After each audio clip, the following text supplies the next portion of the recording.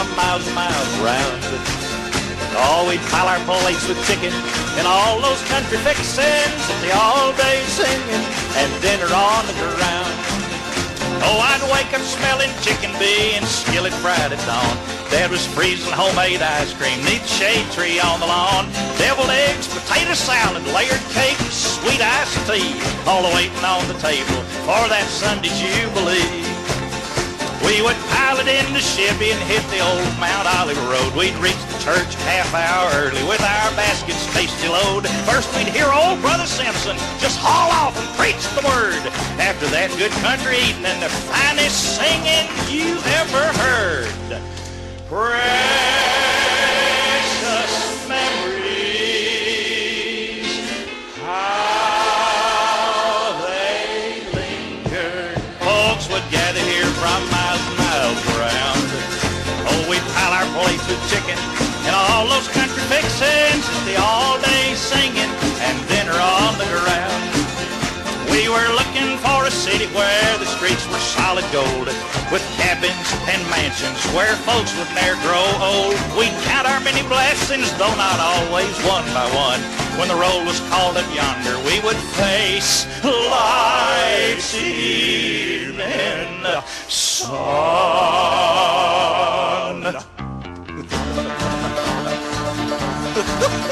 Mama soar up on the high notes, Daddy'd boom out on the low, so very low.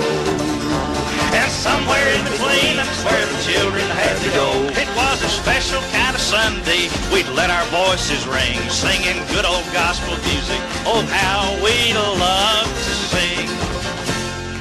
Precious memories, how they linger. Folks would gather here from miles and miles around. Oh, we'd pile our plates with chicken and all those country fixins, and the all-day singing and dinner on the ground. Precious memories, how they linger. Folks would gather here from miles and miles around. Oh, we'd pile our plates with chicken and all those country fixins, and the all-day singing and dinner on the ground. Precious memories.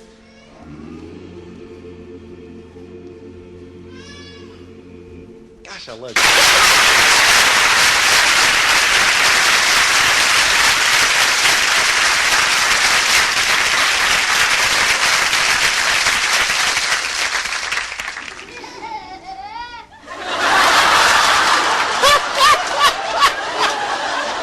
I love it. I love it. This church ain't got no nursery, I can tell you. Well, this is mainly supposed to be fun, and I'm glad you're here. And of all the things I remember out of my life in the church, particularly the small country churches, which are such a rich part of my background and tradition, it was the very thing we're here around tonight, the all-day singing and the dinner on the ground. And I can remember my mother baking baked beans all day Saturday to take on Sunday, and they would be so thick by the time we got there you had to chisel them loose to serve them. People brought food that you would not believe, and after you ate it you weren't certain. But the all-day singing and the dinner on the ground was part of my great tradition growing up in country churches. My father became a preacher when I was 15 years old and became immediately pastor of a little country Baptist church. We'll ordain anything willing. My dad was pastor of the McKnight Baptist Church, the very first church he ever served, and I remember once in trying to make a big point, he split the pulpit in half. It was actually a little lectern. And he showered down on it with 275 pounds of authority and just split it in half and then punted it right out in front of the front row. Said, I wish somebody around here would build a pulpit to take some preaching, and he was off and gone. Dad preached long and hard. He'd get his big, thick family Bible up in his arm, keep his finger in it just in case he got to the text. He could sling sweat 5 rows making announcements. The man could preach. I got my first start in church in gospel music. My mother was a gospel quartet piano player. The woman could play it till the piano would beg for more. Kind of music you could have danced to if you hadn't been Baptist. You know, the songs that I learned, sometimes I didn't always understand. You'd have a song like Rock of Ages that had a word like cleft in it. I didn't know what cleft meant. Then you'd have the old rugged cross, and it had clinging in it. And I didn't know about cleft and clinging. Those were tough things for a 3- and 4-year-old kid. Mother taught me music by rote. And of all the songs my mama taught me, the ones that I especially enjoyed were the ones that talked about the by and by, because by and by I was going to grow up. Wouldn't have to stand at the end of that dumb piano and sing all the time. But it was great fun. And these are some of my favorite special memories from out of my musical childhood, and I think you'll enjoy singing along on some of these. First one, just grab onto it when we get to the chorus, and I think you'll catch into this. This is probably one of the dearest old hymns we've ever sung. There's a land that is fairer than day, and by faith we can see it afar. For the Father waits over the way to prepare us a dwelling place there. In the sweet by and by, we shall meet on that beautiful shore. In the sweet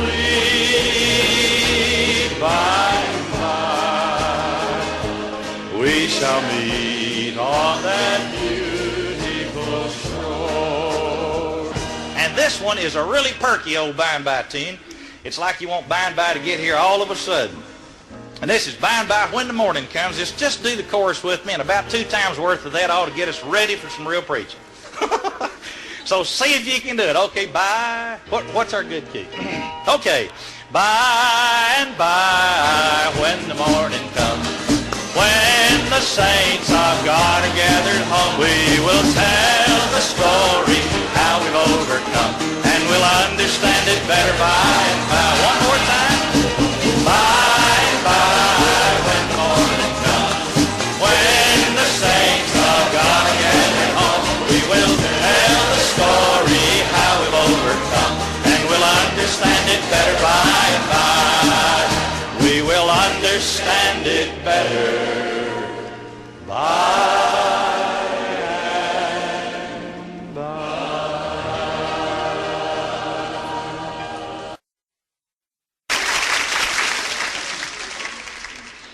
I have so many pleasant memories about country churches, but I suppose one of the most awkward times at all for a Baptist minister is if something goes haywire in the baptistry or during the baptism. Now, about all the Methodists can do is drop the little cup, you know, but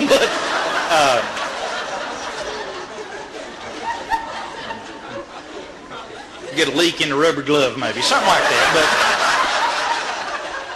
But see, Baptists are a little bit more courageous. We get right in there with these people, and I was practice baptized myself. There are really no instructions in the Bible on how to baptize, okay? There's none. We don't have a word on that. We do know that the word baptize, literally taken right out of the Bible itself, means put them under till they bubble. That's the word actually means immerse or to dip, okay? And I thought about that. What if we had just used the word dip instead of baptize? I'd be a member of the Southern Dip Church. The Southern Dip Convention, you know. President of our group would be the Big Dipper. That'd be kind of weird.